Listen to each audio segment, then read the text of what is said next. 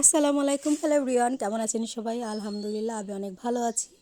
তো আমি গ্রামের বাড়িতে এই যে দেখেন আমাদের তুলসী পাতা গাছ, তো এই তুলসী গাছ থেকে আমি তুলসী পাতা দিয়ে আজকে চা বানাবো এবং মাটির চুলায় চা বানাবো।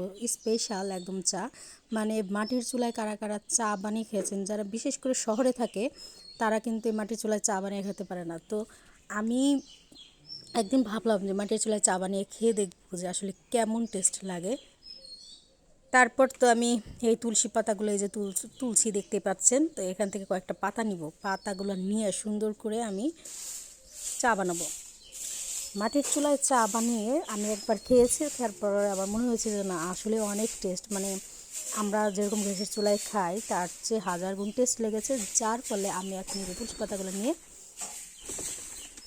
যাচ্ছি। আর ঠান্ডার জন্য কিন্তু তুলসী পাতা অনেক উপকারী। আমাদের বাড়িতে বাসক পাতা গাছও আছে, আমি দেখিয়েছি গত ভিডিওতে। তো এটা আমি আগে একটু ভালো করে ধুয়ে নিচ্ছি। যদিও তেমন ময়লা থাকে না তুলসী পাতা গাছে, কারণ বৃষ্টি হয়েছে গতকাল, তারপরেও আমি ভালো করে ধুয়ে পানি নিয়ে নিয়েছি। তো এই পানিতে আমি তুলসী পাতা নিয়ে এটার সাথে আমি আরেকটু আদা দিব, ঠিক আছে? একটু আদা দিলে যেহেতু ঠান্ডা কাশি যদি থাকে একটু ভালো লাগবে। আদা মশলা চা খাওয়াটা আসলে স্বাস্থ্যের জন্য অনেক উপকার। তো আদা আমি একটু রেখেছিলাম আমার এখানে, যেহেতু আমার একটু গ্যাসের সমস্যা, আমি আদা সবসময় কাছে রাখি।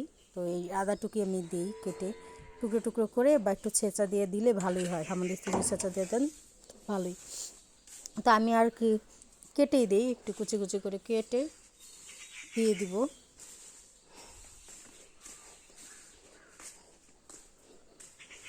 খুব যে বেশি আদা দিব তা না, অল্প পরিমাণ আদা দিয়ে দিব। এই যে কেটে দিছি অল্প পরিমাণ আদা। আর একটু লবঙ্গ দিব, লবঙ্গটা দিলেও চায় ভাল লাগে খেতেও, আর স্বাস্থ্যের জন্য উপকারী। এই যে লবঙ্গ দিয়ে দিলাম। এখন আমি এটা খুব ভালো করে জাল করব। সকালবেলা মানে চুলার জালটা ভালো করে ধরতে চাচ্ছে না, কিসের জন্য ভালো করে ধরতে চাচ্ছিল না আমি বুঝতে পারছিলাম না। তো যাই হোক, আমার চাটা একদম হয়ে গেছে। এই যে দেখেন কত সুন্দর একটা কালার আসছে। আর যেহেতু তাপটা খুব ভালো পায়, কেন এত মানে স্পেশাল লাগে, ভালো লাগে বুঝতে পারলাম না। তো খুব ভালো হয়েছে চা বানানোটা।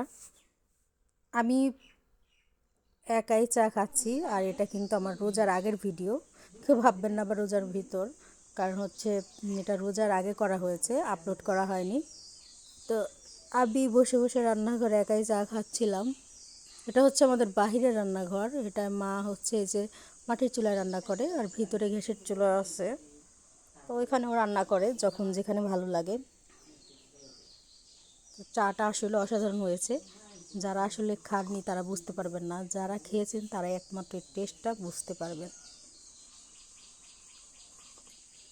তো ধন্যবাদ সবাইকে, ভালো থাকবেন। যদি আমার ভিডিও ভালো লাগে অবশ্যই শেয়ার করে দিবেন, এবং সেই সাথে কিন্তু আমার চ্যানেলটি সাবস্ক্রাইব করে দেবেন। ধন্যবাদ সবাইকে, আল্লাহ হাফেজ।